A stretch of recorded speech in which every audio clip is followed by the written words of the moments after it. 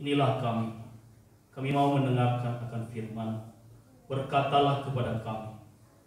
Kami mau mendengarkannya. Terima kasih Bapa.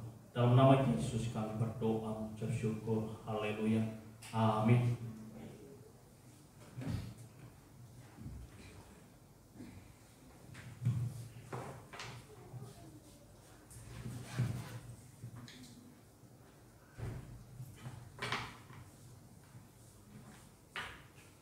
Shalom. Shalom. Puji Tuhan. Haleluya. Sungguh luar biasa hari ini. Kita masih ada dalam lingkupan Paskah.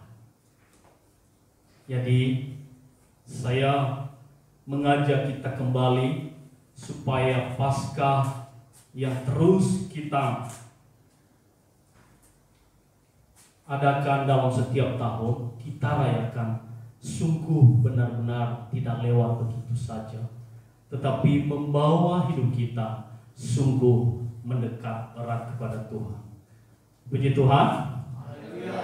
Bapak Ibu Saudaraku, mari saya mengajak kita semua membaca firman Tuhan dari Galatia 3. Galatia 3 ayatnya yang 13 dan 14. Saya ulang. Galatia 3 ayat 13 dan 14. Ada amin? Kalau demikian mari kita bersama-sama membacanya. Kita mulai dari hitungan ketiga. 1, 2, iya. Kristus telah menebus kita dari kutuk hukum Taurat dengan jalan menjadi kutuk karena kita. Sebab ada tertulis, terkutuklah orang yang digantung pada kayu salib. Yesus Kristus telah membuat ini supaya di dalam Dia berkat Abraham sampai kepada bangsa-bangsa lain, sehingga oleh iman kita menerima roh yang telah dijanjikan itu. Saudara, terkadang kita terlalu terlena oleh keadaan yang menyenangkan. Tetapi di sini dia mengatakan Kristus telah menebus kita dari kutuk hukum Taurat dengan jalan menjadi kutuk karena kita. Kenapa Kristus menjadi kutuk? Ada sesuatu hal dituliskan adalah di bawah kuasa namanya Taurat. Apakah ada yang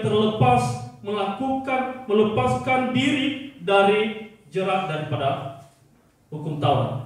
Apakah kita ini merasa bahwa dalam 10 hukum Taurat kita sudah melakukan semua? Kalau kita menyadari, kita memikirkan bahwa 1 sampai 10, kalaupun kita bisa 9 melakukannya, maka 1 tidak kita bisa lakukan, maka semuanya batal. Dan itu adalah 0 nilainya adanya ketika kita melakukan hukum Taurat. Lalu apa maksudnya ini, saudara? Oleh karena kutuk hukum Taurat itu, maka Yesus itulah menjadi kutuk. Manusia digantikan karena di dalam kuasa hukum Taurat atau dosa. Karena hukum Taurat, manusia penuh di dalam dosa. Dan tidak bisa ada yang keluar dari situ. Kita sudah terkurung di dalam hukum Taurat itu. Siapakah yang tidak datang hari ini ke gereja? Hitung-hitung Pak Gembala. Kalau dia Pak Gembala, oh ini keluarga ini tidak datang. Harusnya kemarin kan kita tahu bahwa ketika tidak ada ke gereja, lalu apa jerat yang dapat ditanggung oleh dia. Itu saat itu orang-orang Yahudi. Tetapi di sini adalah oleh karena anugerah Allah, tidak apa-apa, tidak datang ke gereja. Saudaraku, kita terlalu mengabaikan akan hidup yang kita lalui, merasa nyaman hidup kita. Tetapi dalam setiap hari, setiap waktu, apakah kita merenungkan kita tidak lepas daripada dosa? Jika ya, maka nggak usah datang kepada Tuhan. Dan kalau jika tidak, mari merenungkan firman ini. Kenapa? Sebenarnya apa yang menjadi tujuan Allah menjadi kutuk dan terkutuk itu? Harusnya manusia itu terkutuk oleh perbuatannya, tetapi Yesus yang menjadi kutuk, terkutuklah orang yang digantung di kayu salib. Kenapa? Allah telah berjanji kepada dunia, yaitu janjinya kepada Abraham. Apa janjinya? Aku akan mengasihi engkau dan memberkati engkau. Tetapi karena ada hukum Taurat, manusia jatuh ke dalam dosa. Pertanyaannya, berarti hukum Taurat itu tidak ada artinya. Kenapa harus dikasih hukum Taurat itu? Inilah yang sering saya bilang, bersukacita dan bergembiralah ketika setiap saat perkataan, perilaku, mengerti, menyadari, memahami bahwa apa yang saya perbuat dosa apa tidak. Kadang kita tidak tahu apa yang kita lakukan. Maka Yesus bilang waktu itu, ya Bapa, ampunilah mereka, sebab mereka tidak tahu apa yang mereka perbuat. Nah, hari-hari hidup kita juga begitu, saudara. Kita tidak tahu apa yang kita perbuat, perkataan kita, sikap kita melanggar nggak, menyakiti nggak hati Tuhan. Nah, oleh sebab itu harus mengerti.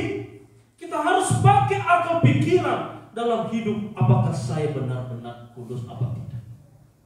Saya pikir tidak bisa kita melakukan. Oleh karena itu Yesus memberikan jalan keluar supaya tidak menjadi kutuk orang-orang yang dikasihinya. Jadi apa maksudnya? Adalah Yesus menjadi kutuk supaya berkat Abraham itu menjadi milik kita. Artinya, kalau kita memahami kesalahan dosa kita yang telah kita perbuat, lalu kita berbalik kepada Yesus, bilang ampuni aku ya Tuhan, maka ampunan akan terjadi. Itulah iman kita. Kita percaya bahwa Yesus telah mengampuni hidup kita. Oleh sebab itu, siapa yang ada di dalam Kristus, maka dia ada di dalam Allah. Jadi percaya apa tidak, kita seringkali tidak tahu apa yang kita harus lakukan. Saudara, inilah yang dibilang hari ke hari harus diperbaharui. Bukan dalam satu phase pertama selesai, tidak. Tapi Tuhan mengajarkan manusia dalam hari ke hari harus memperbaharui diri, harus sempurna. Lama-kelamaan menjadi Kristus itu tidak langsung menjadi benar. Tetapi ketika kita memahami bahwa saya berdosa, saya bersalah, perkataan saya bersalah, hati saya bersalah kepada anak-anak saya berpikir Tuhan ampuni saya. Tapi kita tidak, terkadang lupa. Kenapa? Merasa bahwa saya hari ini baik-baik saja, merasa saya bahwa hal ini saya gembira, happy. Bahkan di tengah-tengah kebahagiaan sukacita kita pun kita ada di dalam dosa. Jadi mengerti saudara bahwa kita ini tidak sempurna, hanya sempurna ketika ada di dalam Kristus. Maka saya bilang jangan lupakan Yesus ketika pun engkau di mana ada berada, bahwa Yesuslah yang kau pandang dalam hidup. Ada orang bilang bahwa saya orang Kristen, lalu berbuat sewenang-wenang. Ada orang bilang saya pengikut Kristus, makanya saya suka dulu saya tulis bahwa kalau kamu mengatakan kamu adalah anak si A, maka kamu harus melakukan seperti bapakmu si A. Tapi banyak orang Kristen mengaku saya Kristen, tapi hanya ketika dia berdiri di mimbar kalau seperti saya ini. Nanti saya keluar tidak sudah. Mungkin kalian bisa lihat saya. Tapi saya berusaha karena ada aku di dalam Tuhan. Saya mau terus menjalani hari-hari itu. Bukan di dunia ini tidak ada banyak pilihan. Banyak pilihan. Tetapi karena kita sudah di dalam Kristus, kita tidak boleh lagi melangkah sedemikian rupa. Seenaknya kita melangkah. Tidak. Inilah Paskah itu. Tuhan membawa kita dalam kebenaran. Tuhan membawa kita dalam kehidupan, kekekalan. Tapi jangan coba-coba keluar lagi. Ibarat kita berada di dalam satu perahu. Masuk nih dalam perahu menuju kemana? Menuju ke surga. Memang tujuannya menuju ke surga. Tapi di pertengahan jalan, saudara, dia mungkin dilihat ke bawah. Wah, ada apa ini di bawah? Akhirnya, karena keinginan dunia kita kembali keluar daripada yang ditempatkan Tuhan itu. Kita meloncat ke bawah. Lalu apa kata Tuhan? Itu terserah kamu. Saya sudah membawa engkau. Bahwa saya sudah menjadi kutuk. Saya sudah mengambil engkau. Dan saya sudah membawa engkau di saat ini. Tetapi kamu sendiri yang salah. Maka kadang orang masuk surga enggak mengikuti Yesus. Yang masuk surga karena imanmu. Tapi kalau nanti masuk neraka itu gara-gara kamu. Gara-gara saya. Kenapa? Pilihan ada bagi kita sudah. Jadi saudara, inilah hari-hari yang lebih baik yang harus kita renungkan sebenarnya di Paskah. Orang Kristen adalah merindukan kedatangan Yesus. Mereka terlepas dari jeratan dosa. Apa yang harus diterima ketika berdosa? Adalah kemiskinan, kematian rohani. Maka terkadang kita lihat saudara, siapa yang tidak ada di dalam Kristus merasa dia hebat dan tenang enak-enak saja. Seperti wah, ini hari ini saya sudah happy kok. Lah ngapain dong? Mengajak saya ke gereja. Ayo ke gereja GPI. Oh dia berpikir begini. Oh jangan-jangan nih Pak Balazikea ini ngajak supaya ada maksudnya tertentu. Saudara, tidak ada. Sepakat dengan Pak Gebal, kami tidak ada tujuan hal-hal lain selain selamat bersama-sama nanti bersama dengan Tuhan. Mari kita bercanda-canda di surga, saudara. Jangan bercanda di dunia ini. Tapi kalau kita bersama Tuhan, itulah yang lebih happy. Jadi bukan berarti ayo, mari. Terlalu berat memang karena melepaskan dunia. Inilah yang terkurung di dalam hukum Taurat. Telah terkurung sebelum Yesus ada dan sebelum pikiran kita memandang kepada Yesus. Terkurung kita di dalamnya dan tidak ada yang bisa melepaskan selain Yesus Kristus yang menjadi kutuk. Maka ada orang yang berkata, oh ini begitu saudara. Yesus sedang menjadi terkutuk dan Yesus ini menjadi contoh bagi dunia. Maka ketika kita juga merasa bahwa hidup kita menjadi kutuk, terkadang memang kita berpikir ketika mengikuti Yesus, terkadang orang berkata, oh itu kena tulah, oh dia itu terkutuk. Ya saudara, terlalu kecil menilai hidup kita oleh orang lain, apalagi dalam keadaan situasi yang susah, menderita, tidak memiliki apa-apa. Ya, pikiran orang lain, oh begitu ya dia. Kita terlalu merasa diri kita adalah terkecil bagi sesama kita. Kita dong. Kita merasa bahwa tidak punya apa-apa. Tapi ingat saudara, Yesus telah memulai menjadi kutuk. Apa? Dia dihina, difitnah akan menjadi kutuk. Untuk menjadi apa? Menjadi yang dimuliakan Allah. Jadi jangan merasa ketika kita susah dalam penderitaan, dalam keadaan apapun hidup kita, kita merasa tertekan, kita merasa tidak ada guna. Tapi Yesus dikatakan terkutuk, silakan orang lain mengatakan kita terkutuk, asalkan kita hidup di dalam Kristus. Karena inilah mereka yang dikatakan jadi anak-anak Allah. Bapak Ibu, mengerti enggak janji Allah itu? Kalau kita berpikir kan Abraham itu dijanjikan oleh Allah, itu kan dia orang Israel atau orang Yahudi. Tapi kita kan orang Indonesia Asia, jauh. Berpikir enggak? Nah, kalau orang bikin jadi polemik, ini juga ada permasalahan kepada mereka.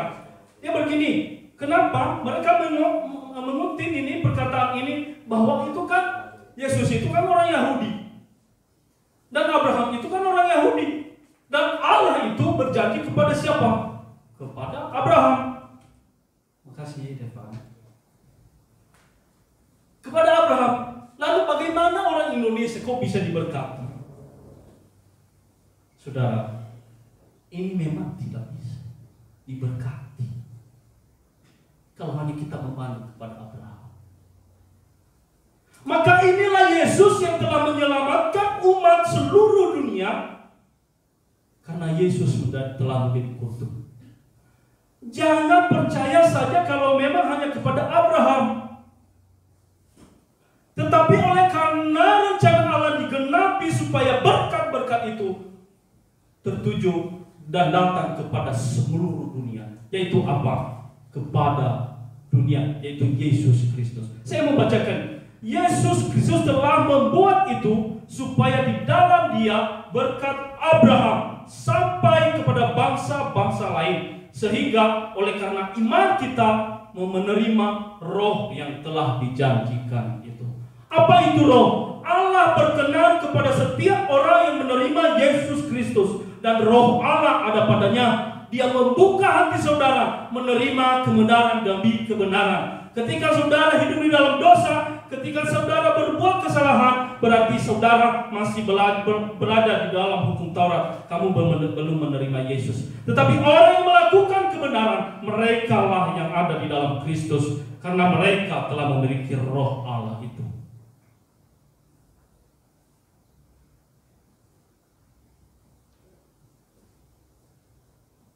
Yohanes 15 ayat 5 ditulis di situ.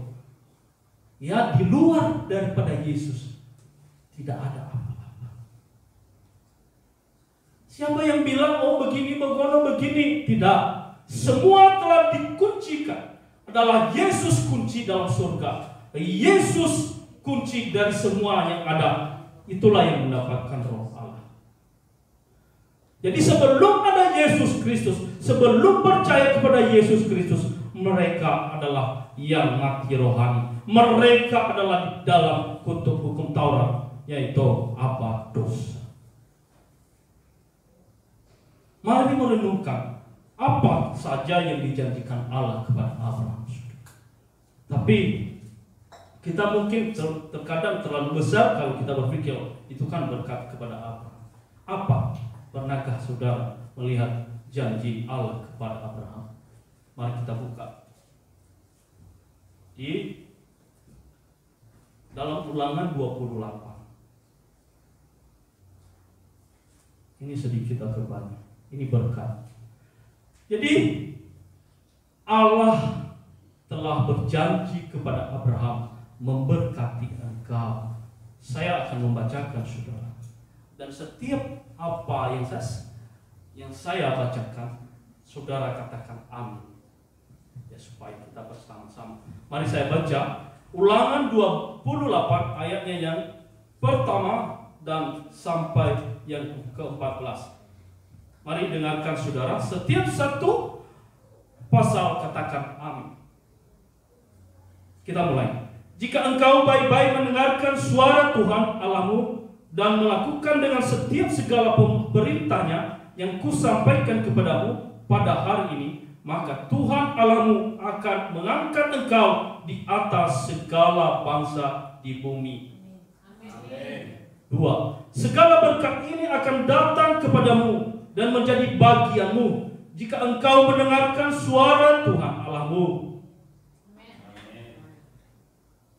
Diberkatilah engkau di kota dan diberkati engkau di ladang. Diberkatilah buah kandunganmu, hasil bumimu, dan hasil ternakmu, yakni anak lembu sapimu dan kandungan kambing dombamu. Diberkatilah bakulmu dan tempat adonanmu. Diberkatilah engkau pada waktu masuk dan berkatilah engkau pada waktu keluar. Tuhan akan membiarkan musuhmu yang maju berperang melawan engkau terpukul kalah olehmu. Bersatu jalan mereka akan menyerangi engkau, tetapi bertujuh jalan mereka akan lari dari depanmu. Tuhan akan memerintahkan berkat ke atasmu di dalam lumbungmu dan di dalam segala usahamu. Ia akan memberkati engkau di negeri yang diberikan kepadamu oleh Tuhan Allahmu. Tuhan akan menetapkan engkau sebagai umat-Nya yang kudus, seperti yang dijanjikannya dengan sumpah kepadamu. Jika engkau berpegang pada perintah Tuhan Allahmu dan hidup menurut jalan yang ditunjukkannya, maka segala bangsa di bumi akan melihat bahwa nama Tuhan telah disebut atasmu dan mereka takut kepadamu. Juga Tuhan akan melimpahi engkau dengan kebaikan dalam buah kandunganmu, dalam hasil ternakmu, dalam hasil bumimu, di tanah yang dijanjikan Tuhan dengan sumpah kepada nenek moyangmu untuk memberikannya kepadamu. Tuhan akan membuka bagimu perbendaharaannya yang melimpah, yakni langit, untuk memberi hujan bagi tanahmu pada masanya dan memberkati segala pekerjaanmu, sehingga engkau memberi pinjaman kepada banyak bangsa, tetapi engkau sendiri tidak meminta pinjaman. Tuhan akan mengangkat engkau menjadi kepala dan bukan menjadi ekor. Engkau akan tetap naik dan bukan turun. Apabila engkau mendengar perintah Tuhan Allahmu yang kusampaikan pada hari ini, kau lakukan dengan setia. Dan apabila engkau tidak menyimpang ke kanan atau ke kiri dari segala perintah yang kuberikan kepadamu pada hari ini, dengan mengikuti Allah lain dan beribadah kepadanya. Saudara, inilah berkat yang dijadikan kepada Abraham. Sebenarnya itu adalah berkat. Tetapi ketika tidak mengenal Yesus, maka berkat ini tidak. Jadi oleh karena iman kita percaya kepada Yesus, maka berkat ini akan mengalir dalam kehidupan kita. Amin. Puji Tuhan. Lanjut saudara, sampai 1 jam ya Pak Gembala. Tidaklah, karena mungkin hanya ini juga sampai ke sini. Mari saudara merenung setiap apa yang ada dan yang telah kita dengarkan, kita terus belajar. Tidak seharusnya kita itu adalah benar apa adanya, tidak. Tapi kita menyadari bahwa mari menyadari setiap langkah-langkah hidup kita, apakah kita benar di hadapan Allah. Tidak memang. Karena banyak saya dengar, karena dia bilang saya masih hidup di dalam dunia ini. Justru itulah saya tidak seperti Yesus. Memang tidak. Ya sudah. Tetapi ketika pikiran kita ini melekat kepada Tuhan, ada di dalam Kristus, maka kita sanggup melakukan segala sesuatu. Kita ini bukan lagi hidup milik kita. Ketika kita menerima Yesus, dan Yesus menjadi kutuk, Yesus telah digantung di kayu salib, kita ini bukan milik kita lagi sebenarnya. Lalu kenapa saudara harus berpikir terlalu banyak? Oh, harus saya begini, harus saya begitu. Boleh saudara, silakan. Kalau tidak juga kita itu bukan manusia. Boleh berpikir dengan segala sesuatu. Tapi mari kita belajar. Karena kita bukan lagi milik kita. Kita telah ditebus dengan darah. Jadi kalau kita ada dalam permasalahan hidup, kita dalam hidup yang mungkin tak bisa mampu apa-apa, nggak usah terlalu pikirkan, karena ada yang mempunyai hidup kita. Dan ketika kita tidak ada jalan apapun dalam kehidupan kita, kita harus memandang Yesus itu, bahwa Yesus telah memberikan seluruh hidup untuk hidup kita. Lalu hanya dengan masalah yang terkecil itu, lalu kita mau bunuh diri. Kita gantung diri. Masih mending gantung diri di pohon jambu, nggak apa-apa. Tapi ini gantung diri di pohon cabai, Itu nggak boleh. Artinya adalah terkadang kita terlalu ada masalah tertimpa oleh berbagai masalah. Lalu aduh begini, aduh begitu. Tidak, nggak boleh. Karena hidup kita adalah milik Kristus. Bukan tidak berpikir. Berpikir. Karena Allah menolong orang itu bukan di saat kita maunya. Sama dengan orang-orang Israel keluar dari tanah Mesir, lalu mereka di jalan dan tercegat oleh Laut Tabernaul. Mereka melihat kereta dari Mesir, mereka berkata, "Wow, kamu Musa, kamu bikin saya mati di sini. Kamu sungguh-sungguh membuat kami susah." Lalu dibilang apa, saudara? Di samping loh, udah ada ini. Bagaimana mau melompat ke laut? Ya tenggelam, tidak ada jalan memang. Maka setiap jalan yang tertutup pada saat tidak ada jalan, Tuhan akan ada. Kenapa? Tuhan mengatakan kebenaran dan kekuasaannya kepada orang Israel ketika dia membelah tabernaul. Lalu terbelah dua, sehingga mereka jalan. Apakah orang-orang Israel di saat itu tidak ada masalah? Wow, ini benar-benar tinggal menunggu aja kematian. Tapi itulah yang dikatakan Tuhan, tidak akan bisa sampai tergeletak. Tuhan akan menolong dan mengangkat engkau. Inilah Tuhan melakukan hal ini supaya orang yang mendengar, supaya orang yang melihat dan membaca akan firman ini menjadi bagian hidupnya. Kelak dia terjadi seperti itu, percaya bahwa Yesus menolong sekalipun kita tidak tahu mana jalannya.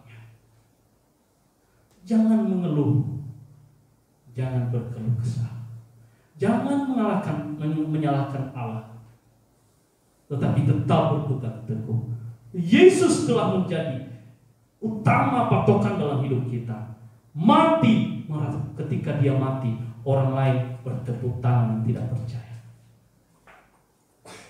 Tetapi dalam hitungan 3 hari menyatakan kebesaran Allah. Begitu juga hidup terkadang. Tuhan kadang mengizinkan itu dalam hidup kita. Ada supaya Allah dipermuliakan di dalam. Ada yang sakit, ada yang lemah. Tuhan membiarkan, mengizinkan supaya nama Allah ditinggikan. Jadi segala apapun yang terjadi dalam hidup kita, nggak usah takut, karena saudara dan saya adalah miliknya Kristus Yesus. Dan berkat mulai hari ini akan mengalir ketika kita beriman kepada Yesus Kristus. Tapi jangan coba-coba, karena berkat di balik berkat ada kutuknya. Ketika tidak dan di luar dari situ, jangan membaca. Kita takut kalau membacanya tadi di sebelah di ulangan tadi ada berkat dan ada kutuk. Tapi kadang-kadang aku ngeri itu kalau bacanya berkat dan kutuk itu. Jadi yang saya mau adalah berkat-berkatnya aja sudah. Jadi begitu. Mari terus bangun iman kita kepada Yesus. Tuhan pasti menolong kita. Terima kasih. Demikian saja firman Tuhan pada saat ini.